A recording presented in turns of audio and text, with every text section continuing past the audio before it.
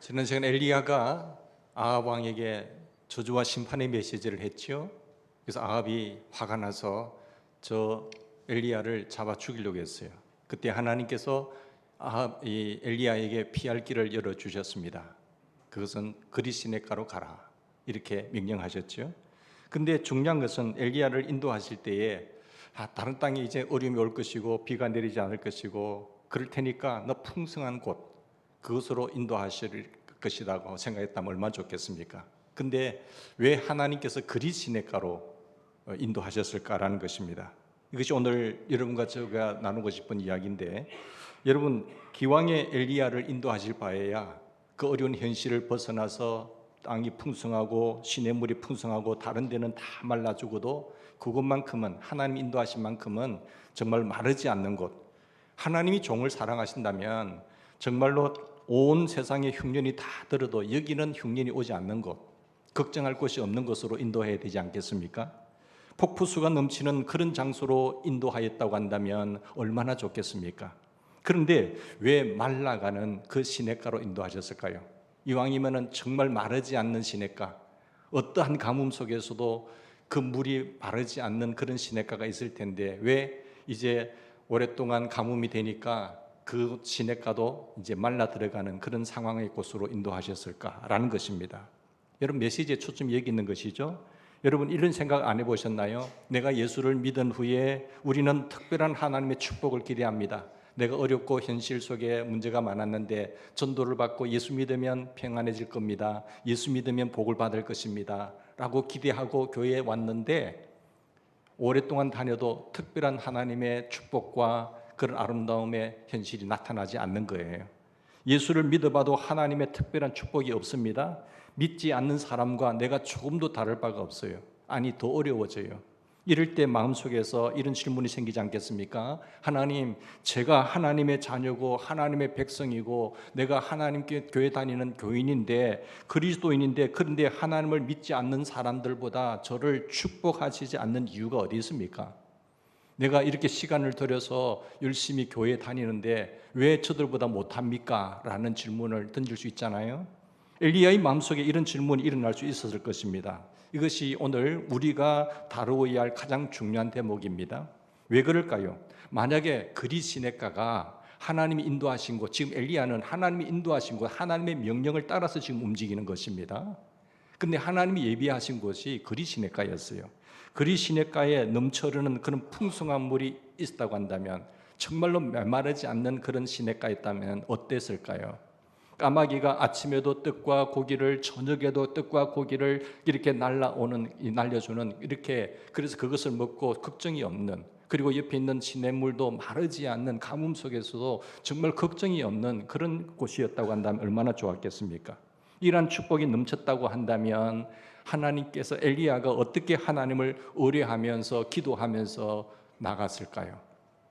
사랑하는 여러분, 엘리야의 마음이 해이해져 가지고요, 야 여기가 좋대, 여기가 천국이네, 나는 이제 걱정할 것이 없어, 그렇게 그냥 거기서 먹고 마시고 행복하게 살다가 엘리야는 죽었더라, 이것으로 끝났을 거예요. 자, 내 교회 다니면서 난 잘 먹고 잘 살고 편안하게 잘 지냈어, 그래서 뭘 했단 말이에요? 그것으로 편리하게 삶을 살 수 있겠지만, 그리고 열심히 교회는 다녔겠지만 하나님 나라 앞에 섰을 때는 한 것이 없을 수가 있지 않겠습니까? 여러분, 엘리야도 만약에 하나님 예비하신 곳에서 그냥 잘 먹고 잘 살다가 죽었더라 이랬다면, 그렇게 인생 스토리가 끝났다고 한다면 하나님 앞에 섰을 때에 어떤 모습으로 섰을까 하는 것이. 그런데 놀라운 사실은 이것이 하나님이 주신 테스트라는 사실입니다. 여러분, 그리고 시냇물이 말라가는데도 하나님의 인도함 없이는 엘리야는 꼼짝하지 않아요. 우리 같으면 어떻게 했겠어요? 자, 내일 모레면 이제 시냇물이 완전 다 마르겠다, 빨리 장소로 옮겨야죠. 내가 수단과 방법을 가리지 않고 내 살 길을 찾아야 되지 않습니까? 지금 처자식 다 죽어가는데 가만히 있을 수 있겠습니까? 근데 엘리야는요, 그런 현실 속에서도 여기까지 온 것도 하나님의 명령 속에 순종하여 왔지만, 지금 내가 하나님 인도하신 곳에서 또 다른 어려움이 오게 될 때에 하나님의 명령을 기다리고 있습니다. 고난의 자리를 떠나지 않고 그대로 감수했다는 것이 중요한 거예요. 엘리야의 삶을 지배했던 원리 중에 하나는 이런 것입니다. 순종의 자리가 축복의 자리다. 이런 삶의 좌우명이에요.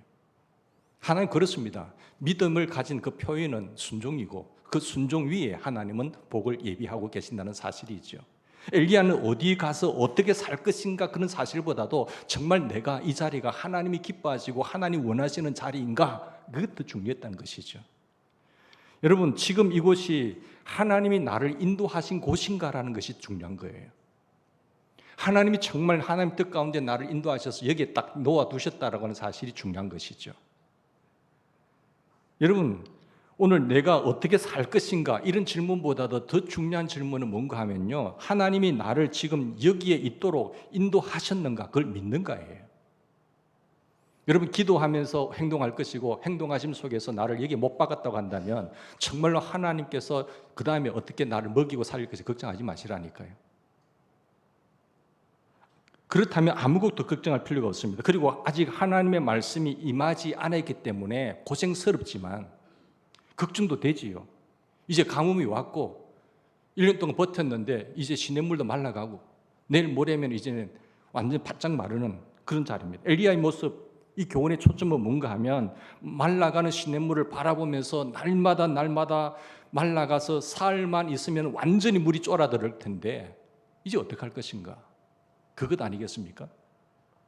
자, 신앙의 사람이기 때문에 하나님의 말씀의 인도가 없이는 그 자리를 떠날 수 없고, 물은 말라가고 있고 사흘만 있으면 완전히 식수는 단절될 것이고, 그때 엘리야가 무엇을 했을까요?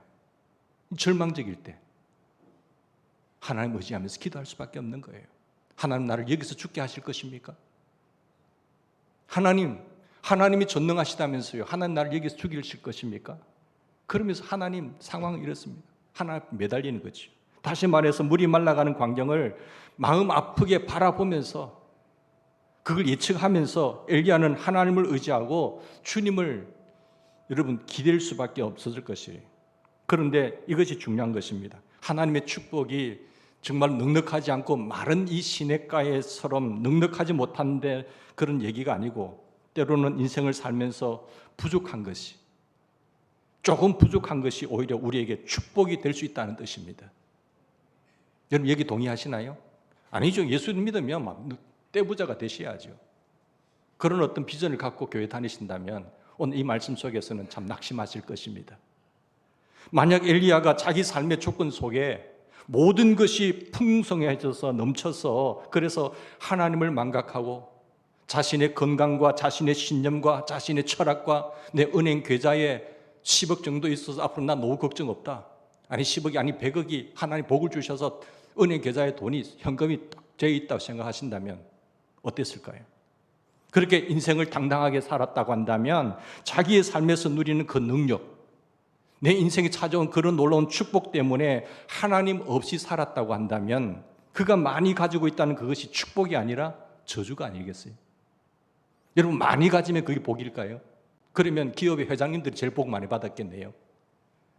성경은 말하기를 하나님은 많이 가진 것이 복이 아니라 오히려 그 가진 것 때문에 하나님을 의지하지 않고 하나님을 신뢰하지 않고 하나님을 떨어지고 하나님을 망각하고 하나님과 점점 거리가 멀어진다고 한다면 하나님이 나를 살리고 하나님이 나를 인도하시는 것이 아니라 돈이 나를 살리지, 이 지위가 나를 지켜주는 것이지, 그것을 의지하고 간다고 한다면, 그래서 하나님을 잊어버린다고 한다면 그것은 축복이 아니라 저주라는 것입니다.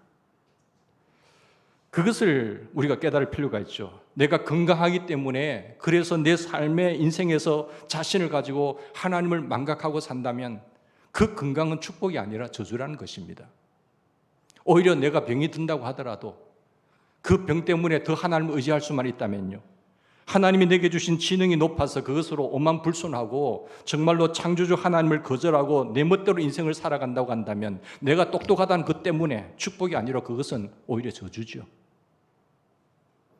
그러다가 내가 부족하다는 사실 때문에 정말 창조주 하나님을 바라보고 살아계신 하나님, 창조하신 하나님, 말씀으로 만물을 섭리하시고 주관하시고 다스리시는 그 하나님, 내가 연약하다는 사실 때문에 강하신 그 하나님을 더 의지할 수만 있다고 한다면, 내가 모자라는 이 부족한 현실 속에서 내 지혜가 모자라는 사실 때문에 내가 하나님을 의지할 수만 있다고 한다면 내 모자람이, 내 부족함이, 나의 연약함이 오히려 축복의 전제가 될 수 있다고 하는 사실이에요. 그렇게 해서 넉넉하지 못함 속에 축복의 비밀이 있다는 것을 말씀하고 있는 것입니다. 자, 하나님 엘리야를 계속 어떻게 인도하시는가 한번 추적해 봅시다. 여러분, 시냇물이 드디어 거의 말라가는 겁니다. 그 순간 하나님 엘리야에게 나타나셨죠. 물론 그걸 예측하고 미리 엘리야가 움직일 수 있잖아요. 근데 엘리야는요, 하나님의 명령 없이는 움직이지 않는 사람입니다. 그리고 순종의 사람이잖아요. 하나님 여기서 죽이면 죽겠습니다라는 사람이에요. 그래서 끝까지 기다리고 있는데 하나님께서 말씀하세요. 17장 8절 9절 볼까요? 지체 없이 시간을 맞추어서 하나님이 엘리야에게 나타나 말씀하십니다. 같이 봉독합시다. 여호와의 말씀이 엘리야에게 임하여 이르시되 너는 일어나 시돈에 속한 사르밧으로 가서 거기 머물라. 내가 그곳 과부에게 명령하여 네게 음식을 주어 먹게 하였느니. 내가 누구예요? 하나님께서 그곳 과부에게 네게 음식을 주어 먹게 할 것이에요. 여러분, 하나님의 이 말씀을 엘리야의 입장으로 돌아가서 한번 생각해 볼까요? 여러분, 어떤 생각이 드십니까? 엘리야야, 이제는 네가 저 시돈 땅 사르밧으로 가라. 거기에 가서 과부 한 사람을 대기시켰다. 내가 그가 네 모든 먹을 것을 다 책임질 거야. 너 그동안 1년 동안 여기서 많이 고생했지? 이제는 사르밧으로 가면 그 여자가 너를 책임진다니까. 이때 제가 엘리야라고 한다면 제 마음속에 일어난 즉각적인 반응은요, 1년 동안 그리 시냇가에서 내가 고생한 주님께서 아시고 이제 사르밧으로 옮겨서 하나님 한 여인을 준비하셔서 100만 억만 장자를 준비시키셔서 하나님 나를 평생 책임질 거야. 거기에 가면 나는 아무 일도 할 필요가 없고 마음 편하게 인생을 마감할 수 있겠구나. 이런 생각이 가능하지 않겠습니까? 얼마든지 가능하죠. 그러면 이 100만 장자, 억만 장자 과부의 정체를 한번 성경을 살펴볼까요? 하나님이 예비하신 억만 장자. 10절 말씀 보실까요? 10절 보시면 제가 일어나서 이제 사르밧으로 갑니다. 순종해서 하나님 명령을 따라 가지요. 성문에 이를 때에 한 과부가 그곳에서 나뭇가지를 줍고 있어요. 사르밧으로 가서 성령문에 한 과부가 그곳에 나뭇가지를 줍는지라. 아니, 왜 억만 장자가 나뭇가지를 줍습니까? 지금 엘리야는 하나님의 명령을 받았습니다. 순종하여서 지금 사르밧으로 가는 길목이에요. 그곳 마을 입구에 들어서자 조그만 산이 하나 있는데 그 산에 있는 한 여인이 나타났어요. 저 여자가 하나님이 인도하신 그 과부겠구나 하고 점점 가까이 가서 보는데 옷은 남루하고요. 초라한 모습이에요. 비단 옷을 입고 그 비싼 값 있는 메이크 있는 명품 옷을 입고 나타난 것이 아니라 옆에 벤처를 세워놓고 뒤에 훌륭한 집이 있고 이런 것이 아니라 보니까 옷도 남루하고 초라한 모습, 나뭇가지를 줍고 있어요. 그때 우리 같으면 어떻게 하시겠어요? 아니야, 저 여자일 리는 없어. 내 눈이 착각을 일으킨 거야. 하나님이 예비하고 준비하신 여자는 저 사람이 아닐 거야 라고 말했을 거예요. 그러나 엘리야는요, 혹 저 여자가 하나님이 인도하신 사람일지 모른다는 거예요. 하나님이 말씀하셨으니까. 하나님 맞습니까, 저 여자? 계속 이 상황을 민감하게 엘리야는 잘 관찰합니다. 10절 보세요. 자, 그래서 이 여인에게 청합니다. 물을 조금 가져다가 내게 마시게 하라. 그래서 여자가 자기를 섬기고 공개하고자 하는 반응이 있는가 없는가를 보는 거예요. 하나님께서 그렇게 하신다고 했으니까. 근데 주목해서 보는 거 11절 말씀입니다. 그가 가지러 갈 때에 또 하나님, 엘리야가 무슨 청을 합니까? 물을 가르다가 저를 불러가려고 청한 건데 내 손에 한 떡 한 조각을 내게로 또 가져오라. 무슨 이런 사람이 있어? 우리도 지금 어려운 상황인데 물을 가져오라 했다가 또 떡까지 가달라고. 이 떡은 우리 아들하고 이제 먹고 마지막 한 끼인데 죽을 양식인데. 12절 볼까요? 그가 이르되 당신의 하나님께서 살아계심을 두고 내가 맹세합니다. 나는 떡이 없습니다. 다만 통에 가루 한 움큼과 조금 기름이 있습니다. 나와 내 아들을 위하여 음식을 만들어 먹고 그 후에는 죽으리라 했어요. 내 거짓말 아닙니다. 맹세합니다. 이 여인의 전 재산은요, 통에 가루 한 움큼이에요. 그리고 기름 조금이에요. 근데 이 마지막 남은 양식을 먹고 죽을 예정이라는 것을 선지자 엘리야가 들었습니다. 자, 이때 예상이 빗나간 엘리야의 충격을 한번 생각해 보세요. 야, 하나님, 하나님 어떻게 이럴 수가 있었어요? 그죠? 날 평생 책임진다면서요. 정말로 하나님이 예비하신 여자 억만장자가 나타날 줄 알았는데 무슨 이런 여인을 만나게 하셨는가? 우리는 이 말씀을 묵상하면서 이렇게 물어야 합니다. 하나님, 왜 엘리야를 또다시 이런 곳으로 인도하셨는가? 왜 또다시 나를 이렇게 아픈 곳으로, 힘든 곳으로 인도하셨는가?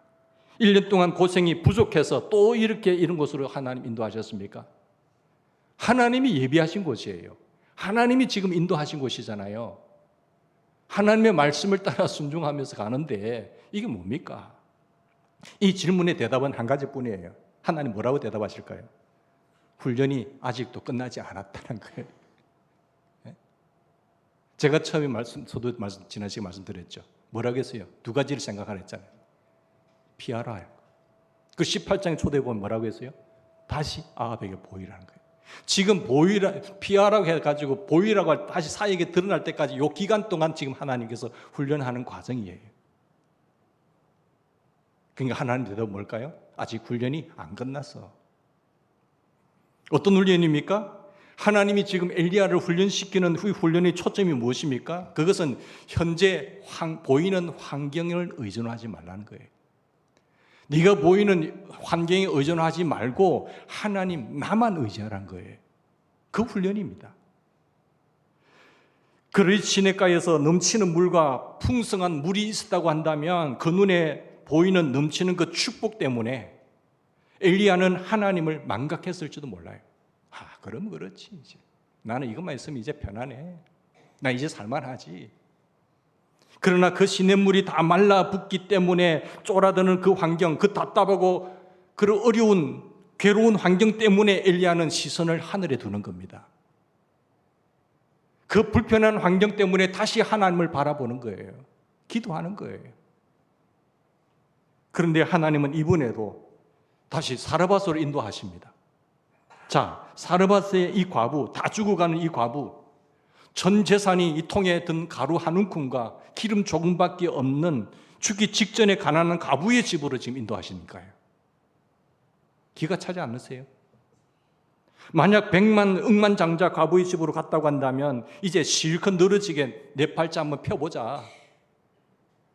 이제 자식들 다 자랐고 이제 내 노후는 편안하게 한번 팔자 펴보자. 그렇게 했겠지요. 그러나 만약 엘리야가 그런 태도의 삶을 살기 시작했다고 한다면 어쩌면 하나님을 잊고 떠나서 살고 있을지도 모르겠어요.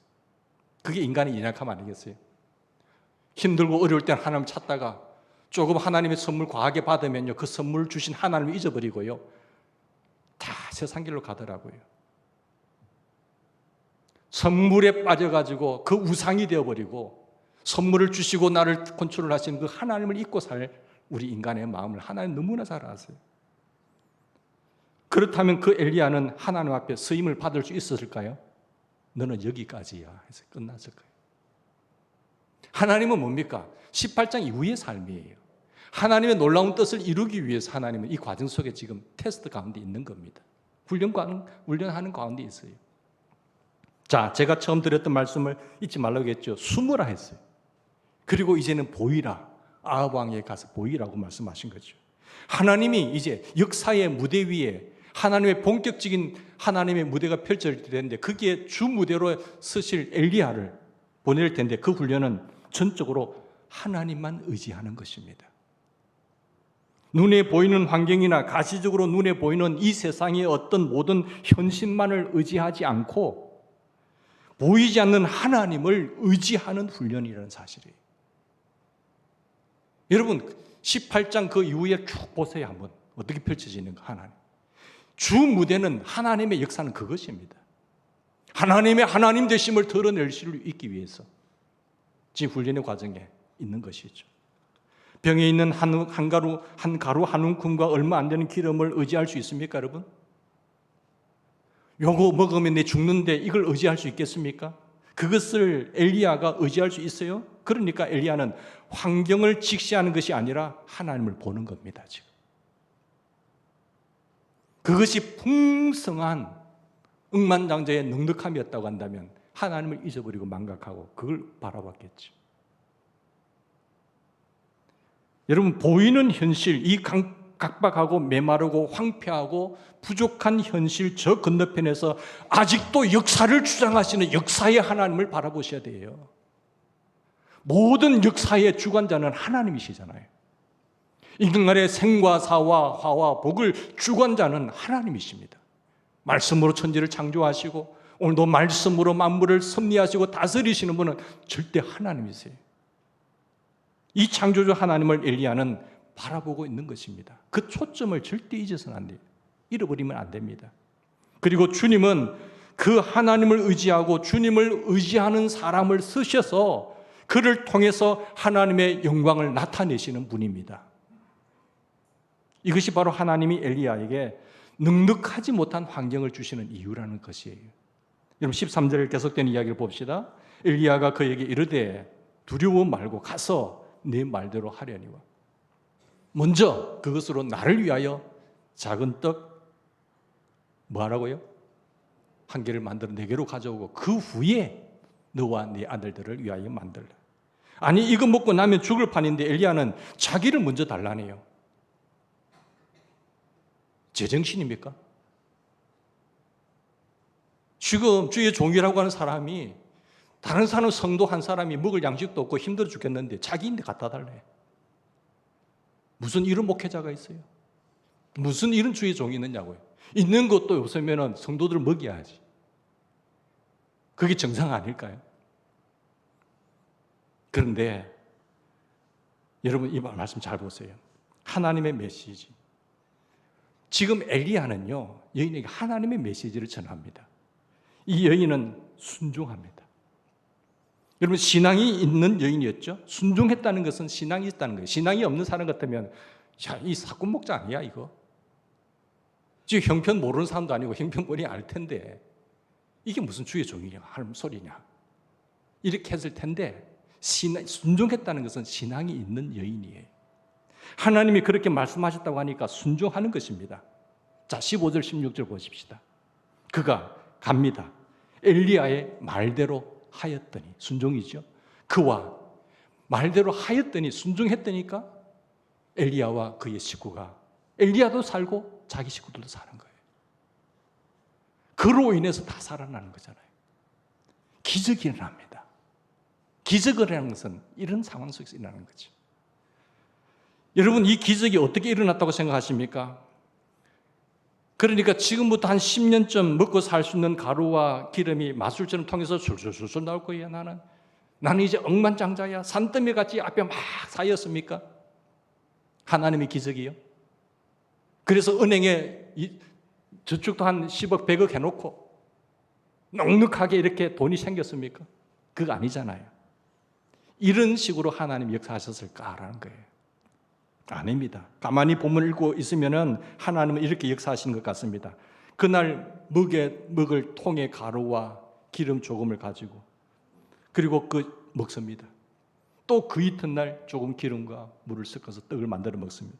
또 그 이튿날 먹을 분량의 만큼이 매일매일 나온 거예요. 매일매일. 물론 강량에 있었던 이스라엘 백성들처럼. 여러분 주기도문에 기도하실 때에 주님께서 우리에게 어떻게 기도하라고 하셨지요?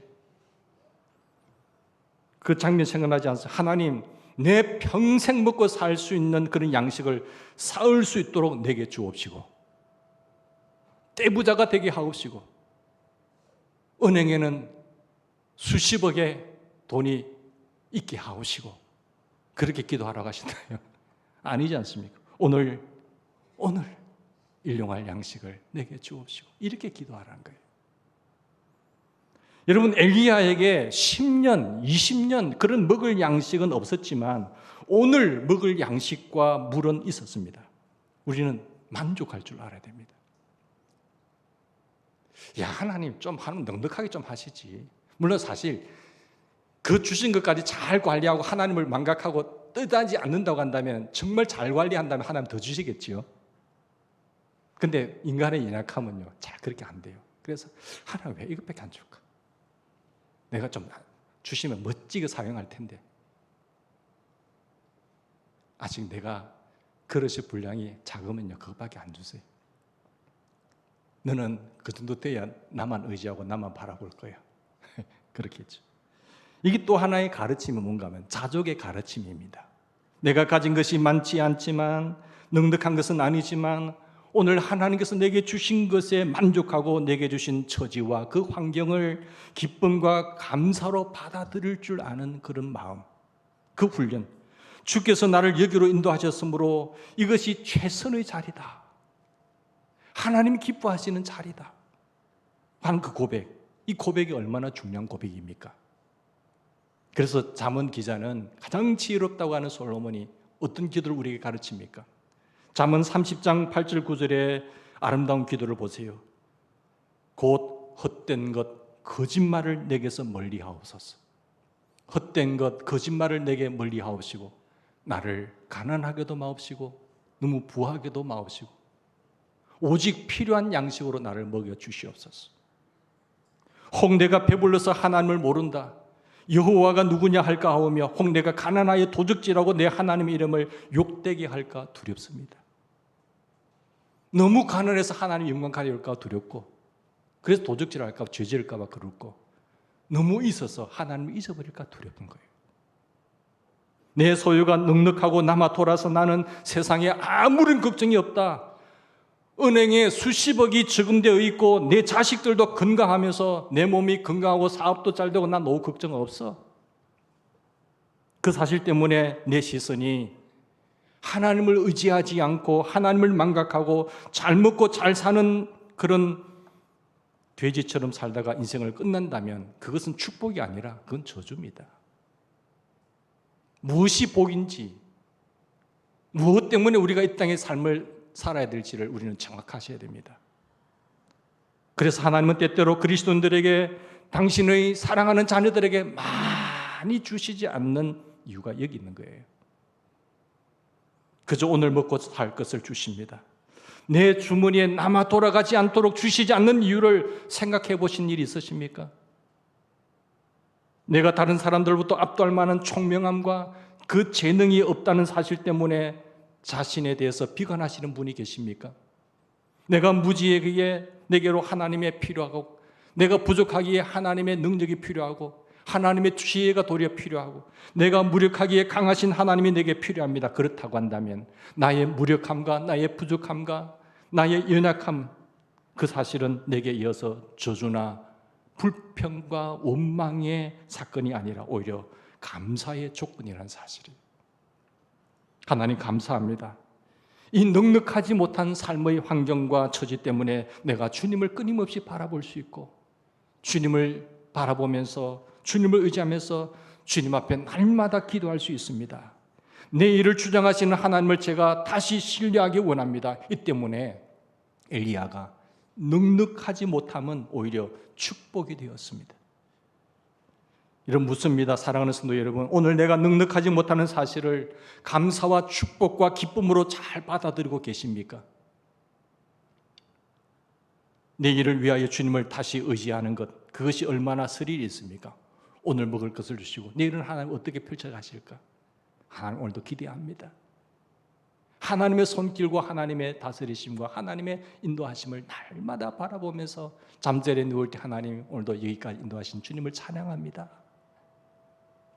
그렇게 감사하면서 나가는 인생 얼마나 아름다울까요? 그래서 내게 남은 것이 있을 때에 여러분 그걸 필요 없이 10년, 20년 뭐 뒤에 안정을 위해서 쌓아둘 것이 아니라 뜻 있는 일을 위해서 다 써버리란 거예요. 하나님 기뻐하신 일에 다 쓰시란 거지. 구제하고 선교하고 하나님의 영광스러운 사역 앞에 드리고 내 일을 주장하신 전능하신 하나님을 의지하는 것. 하나님 그런 사람을 찾고 계시는 거지. 그런 삶을 통해서 축복의 통로로 쓰시는 겁니다. 하나님께서 오늘 이 말씀을 통해서 우리에게 말씀하시는 바가 그거예요. 네가 축복의 통로자가 되라. 요거 내 건데 한번 들어오면 나갈 줄 모르는 그런 옹색한 인생이 되지 말고 내가 너를 믿고 맡긴다. 주인이 청직이라고 하는 것은 주인의 것을 맡아서 관리하는 자잖아요. 그런 교회가 되기를 주님으로 축원합니다. 그런 가정이 되십시오. 그런 인생이 되기를 축원합니다. 정말 하나님의 손이 우리를 다스린다고 한다면 하나님 그런 인물을 찾고 있는 거죠. 남아 돌아가는 것이 축복이 아니라 부족하다는 사실이 오히려 축복인 줄 알고 내가 부족한 것을 축복을 감사하면서 하나님의 기대와 하나님의 역사를 기대하면서 나아가는 것. 넉넉하지 못한 이 삶의 자리, 환경과 처지를 기쁨과 감사로 받아들일 수 있다는 것. 그 자체. 주님 말씀하신 바가 뭐예요? 너 나만 바라봐. 아들아, 사랑하는 딸아, 나만 바라봐. 전능하신 하나님만 의지하라는 거예요. 나만 의지하고 따라와라.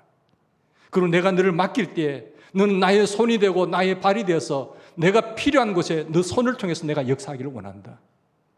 너의 사업을 통해서 내가 역사하기를 원한다. 너의 인생을 통해서 내가 일을 하고 싶다. 그 테스트에 합격하면 18장부터 놀랍게 하나님 역사를 하신 거예요. 자, 이방신들이 섬기는 선지자들과 850대 1로 대결합니다. 그때도 하나님의 영광을 드러내는 엘리야가 아닙니까?